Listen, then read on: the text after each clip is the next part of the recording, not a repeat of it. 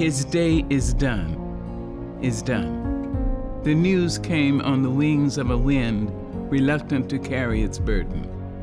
Nelson Mandela's day is done. The news expected and still unwelcome reached us in the United States, and suddenly our world became somber. Our skies were leadened. His day is done. We see you, South African people, standing speechless at the slamming of that final door through which no traveler returns. Our spirits reach out to you, Bantu, Zulu, Xhosa, Boer. We think of you and your son of Africa, your father, your one more wonder of the world. We send our souls to you as you reflect upon your David, armed with a mere stone, facing down the mighty Goliath.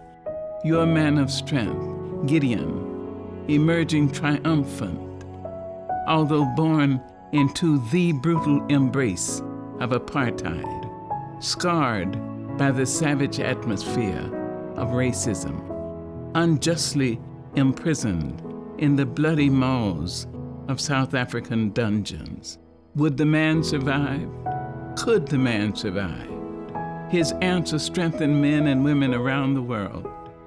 In the Alamo in San Antonio, Texas, on the Golden Gate Bridge in San Francisco, in Chicago's Loop, in New Orleans' Mardi Gras, in New York City's Times Square. We watched as the hope of Africa sprang through the prison's doors, his stupendous heart intact, his gargantuan will hale and hearty. He had not been crippled by brutes, nor was his passion for the rights of human beings diminished by 27 years of imprisonment.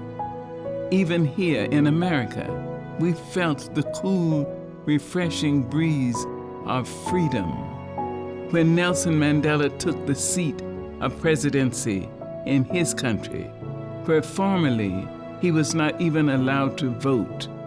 We were enlarged by tears of pride as we saw Nelson Mandela's former prison guards invited courteously by him to watch from the front rows his inauguration. We saw him accept the World's Award in Norway with the grace and gratitude of the Solon in ancient Roman courts and the confidence of African chiefs from ancient royal stools. No sun outlasts its sunset, but will rise again and bring the dawn. Yes, Mandela's day is done, yet we, his inheritors, will open the gates wider for reconciliation, and we will respond generously to the cries of blacks and whites, Asian, Hispanics, the poor who live piteously on the floor of our planet.